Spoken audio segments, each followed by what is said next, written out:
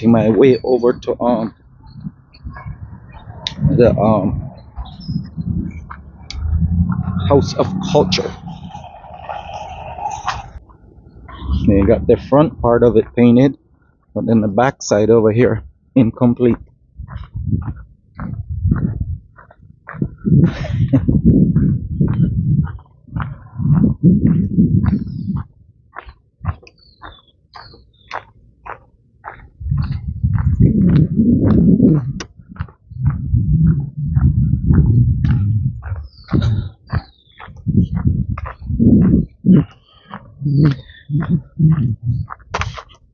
That's what the place is known for, doing things halfway.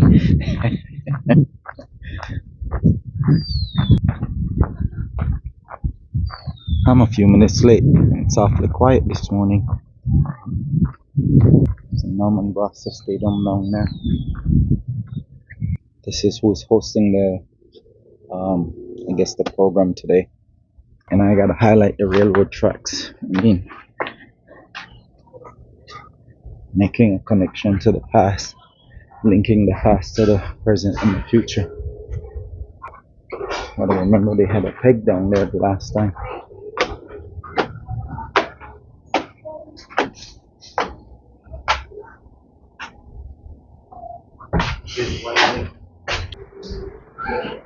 Over here. Back over here again. Independence is right around the bend. I do believe it normally the functions normally get going or kick off like mid August. They're still doing the plant stuff, right? Yeah. Because it seems like the other organization collapsed. We have actually a nursery by the piece. That is clever right there. You get to see it and experience it and hold it. I'm into like replanting because I used to be a builder, or I still do building, but you can't take a supplier material and then not place it back for the future. And you're So this is an NGO, right? yeah, we've been in existence from 1989. 1989. Okay, Yes, that's pretty we cool. started as a youth group, Mhm. which was Youth Environmental Action Group, and then we renamed to Friends for Conservation and Development. And our mission, is to protect nature. But we do this now on different programs now, and now we manage the Chikubu National Park, Okay, sweet. which is the largest national park in Belize. Okay, and when what you guys doing the like maybe managing it? Do you guys like invite like maybe high school students? Do you guys invite elementary students? Because that's one of the things that I learned when I was younger, that for people to take a proactive approach and get involved, they have to experience it. They have to be able to physically come in contact. Do you guys do anything like that? Yes. The management has of the park. It has a management plan. Under the management plan has different programs. So there's research, there's education, there's protection. So there's different programs. So under the education, falls this is what we are doing here today. And but we do this like here because we've been invited here, but we also do it in the park. In the park, we would have a place where kids could camp, where they can walk on trails, where they can touch nature. They learn about how trees and lianas and orchids and how nature and birds and everything. And so we get to do that, especially when the schools have their programs for going and learning outside, right? They have Children's Week, etc. And then the research program would be more at tertiary level. Kids can come and learn more about the science, real science of it, and do research, be volunteers. We are doing like counting of birds or counting of plants, monitoring of wildlife. All of that it's done. We don't have the research program today here. This is only the enforcement program. That's why you can see the equipment that a ranger uses. Okay. And on this side, he's the environmental educator. He's going to talk about, his different projects he does with children, tree planting, teaching them about nature, and all the programs, the importance of protected areas, etc. Right. And on this side here, we have this would be the CARS program. CARS program looks at the karstic part of the Chicxulub National Park because really, when you talk about cars, you're talking about water.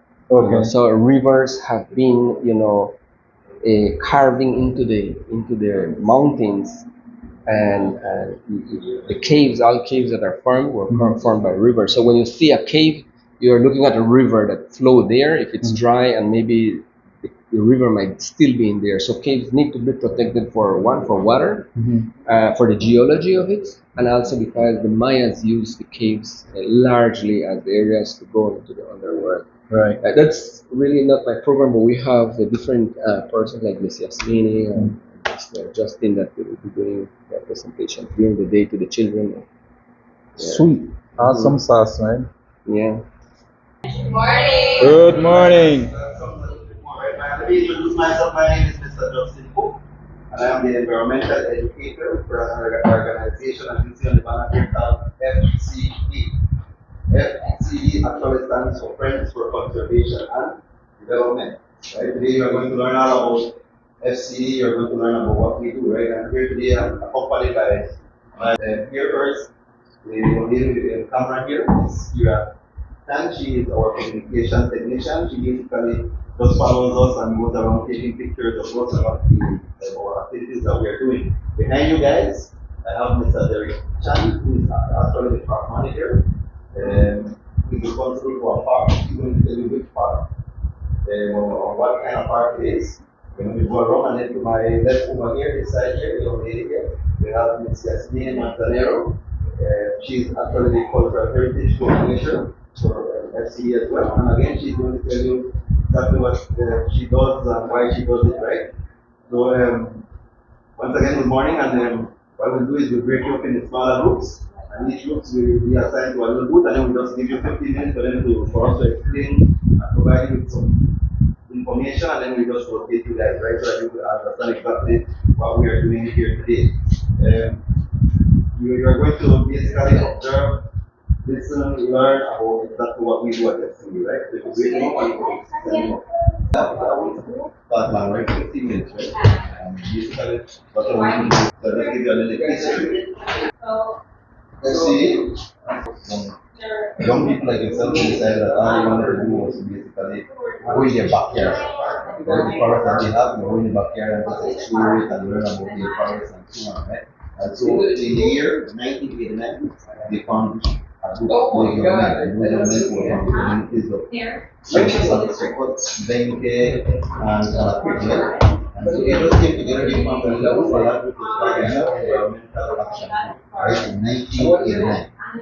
It only existed for 10 years under that name, right? Because after 10 years, in 1999, they decided not to change that name. And so when they decided to change that name, they were considering what name they wanted to give. So they realized that amongst all of them, they were all friends. What were they doing? Conservation. And what conservation means? You know what conservation means? I was there. What in your own word, what do you think conservation means? One word, you start with that. Preserve can be a part of it. Yes. The word that I'm going to use is protect, right? So when you hear about what for conservation, the name itself tells you what we do. We protect. We protect what? We protect forests, we protect animals, we protect trees, and so because of that, so that because they were friends, they were doing conservation, and what they wanted to do was to see development, right? So they decided to change the name to Friends for Conservation and Development, right? So it wasn't official yet. In the 2007 is when the name actually became official, when they actually registered it. So officially, officially known as FCD, Conservation Development. And then the 2007 agreement, the management agreement, the one that the management agreement that the government said, I want to work with you. So, the law that you guys have, yeah, we have these things control. We have these things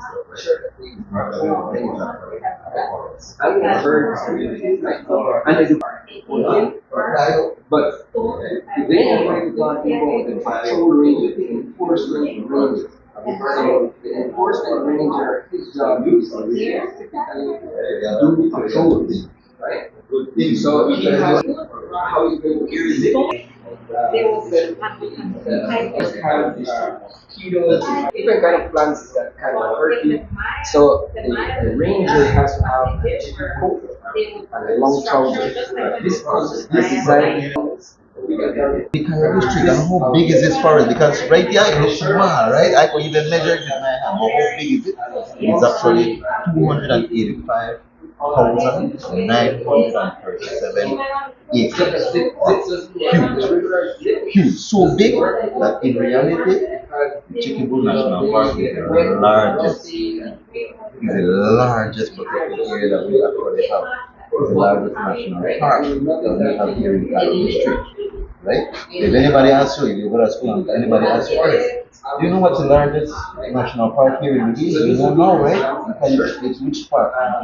The Chicken Bull National Park. It is actually the largest park that we have here in Belize. And you know, the Chicken Bull National Park is actually under the protected status of a national park, right? Because here in Belize they have different protected areas under different protected status, right? There is forest reserve, there is marine protected areas, and so on. But the Chicken Bull National Park is specifically under the protected status of a national park. What does that mean? It means that what we are actually doing in there, or what it is designed to do, is basically designed to protect biodiversity and its ecosystem. You know what ecosystem is? It's everything that comprises of life. All the animals, the big ones. But if you want to really consider all of that form of part of the ecosystem. Right? We're hearing about, right? So this is what we consider broadleaf, right? The leaf formed in a wild form, right? And so the chicky bull is 95% of it broadleaf forest. And so we have small trees, big trees, and we have a lot of mahogany trees inside that forest as well, right? And the chicky bull forest is so rich that inside of it you could actually identify 17 distinct ecosystems. Some protected areas only have one ecosystem. Some protected areas have two. The Chicken Bull National Park has how much? 17, and that's also show you how rich the Chicken Bull Park is, right? But the Chicken Bull National Park is actually comprised or forms a part of the Chicken Bull Forest. Because the forest that is formed inside the national park is formed by a forest, and that forest is called the Chicken Bull Forest. And the Chicken Bull Forest forms a part of a bigger blacker forest called La Selva Maya. See it right here? So you see this small in Belize? There are several forests in Belize, including the Chicken Bull Forest that connects to Mexico and connects to Guatemala. And when they connect to each other, they form a big blacker forest called La Selva Maya. What forest is it? Medicinal purpose. Yeah. And guess what? The Chicken Bull National Park provides us with water. Why? Because we consider the Chicken Bull to be so big that it is the largest water catching basin. What does that mean? It means that the forest collects a lot of the water. How does it collect it? Well, because it rains a lot. Whenever it rains here, or rains around your house, it simply means that in the Chicken Bull National Park, it's raining twice or three times harder. And what happens to that water? The forest collects it. And the forest not mean with it, they say, I want to keep it to myself and not share it with nobody. And not even the animals do. What the forest does is it decides, you know what, I want to share it with every single person. And then it begins to form into small streams, small creeks, eventually forms into four major rivers. Chicken Bull River, we're not here about this because that river is located inside the Chicken Bull, right? We have the Mohan River, we have the Makal River. You know where the Makal River is? Where is the Makal River? Where do you think you go find the Makal River? If you go down right down here and you go by the market, you see a river? How do you think that river name? The Makal River. So you see that river right there? If you travel that river all the way upstream, you decide to jump in a canoe and you paddle it all the way upstream. You know where that will take you? All the way to the Chicken Bull National Park. all the way there because the Macau River actually begins all the way up in the Chiquibul National Park. You know what? It's also important before we have the big factory. This is called a water hydrant. So this usually goes in the back. That's just for water? Yeah, that's for water. It uses a bladder inside. You pull this here and it has like a insulator so the water doesn't get hot. So you are free with your hands if you are walking the road and then you can just drink the water from the lake. So this is very essential. Okay. And then when it comes to food, there is a special type of food that they will use. So you don't carry like a 10 pound of beans and flour. Everybody could plant trees and the days we try to encourage them to plant trees on the big adults. We grandmas are how we encourage them to plant trees because trees are important. They produce in years. And the chicken bowl is so rich in biodiversity that there is water, food, there is habitat, that there is a lot of animals living in there. And the chicken bowl is so big, which means that guess what? We have some of the biggest animals in there too. Everything big in there. You see the tarantulas over here? About this size in the chicken bowl, about that size. Big. It makes them bigger. The crocodiles bigger. And you know why they grow so big in the chicken bowl? Because just like your mommy and daddy said, the more you eat, the more you grow. And then the chicken bowl national park, they're allowed to eat whatever they feel like. Because they're wild animals, right? They're not captured. We don't have them locked up and say, oh, yeah, feed you when you're ready to go. They eat whenever they want, right? I think chicken bowl is home to some of the beautiful, unique, and some of the largest animals. So I want to give you a glimpse of some of the beautiful, the toucans. And this bird is even have in the rivers, in the lakes, and creeks. And you know why? Because the tapir likes to do something. Even though he has some very short stumpy legs, there's something that he enjoys doing every single day. What do you think he enjoys doing? Swimming. He's a good swimmer. You don't know how to swim? You know, teach him how to swim. And he's a good swimmer. He has some short stumpy legs, but he likes to swim. Different, look at the colors. Bright shiny colors, and this is called oxybutyl. This is very turkey. What is it called? Oxybutyl turkey. Oxybutyl turkey. The next one is this beautiful animal right here that we have. And these are one of my favorite animals in the chicken bowl. Okay? It's called National Park. And this is one of the largest parrots that we have. You know the name of this parrot is? Scarlet macaque. What are you hearing about Scarlet macaque? Man come visit your school and teach you about Scarlet macaque? No? You hear about the news? Alright. This is the biggest parrot out there. There is no other parrot that is bigger than this. How big is he? He can go up to 2.5 kind of like this big parrot. Anytime I go to chicken bowl, sometimes Scarlet will come down and tell me she want to play hide and seek or something. I don't want you to play that, so I don't like playing hide and seek. You know why? Biggest one is even here is branches. I believe it's not an anaconda. It's not poisonous, but still a dangerous. Video work for like, shares, comments. Remember to subscribe to the channel.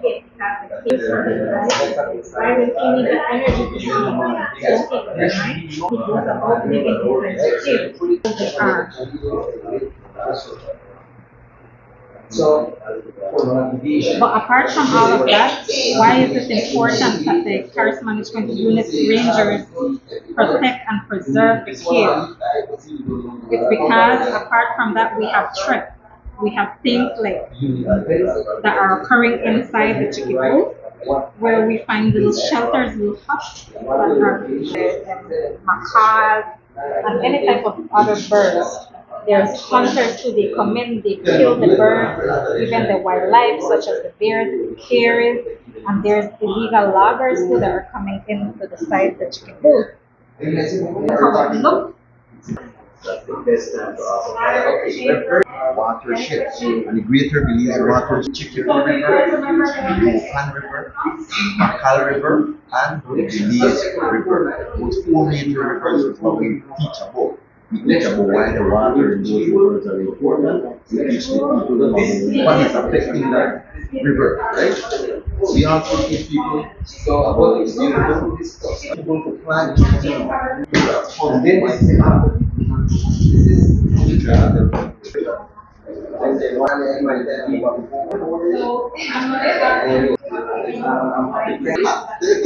Butterfly just zipped by just now, and it came from inside.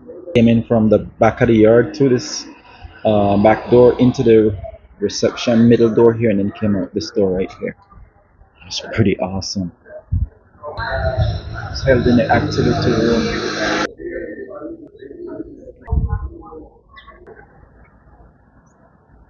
Oh, I do believe that this might be a mahogany. Two herbs right there hanging out.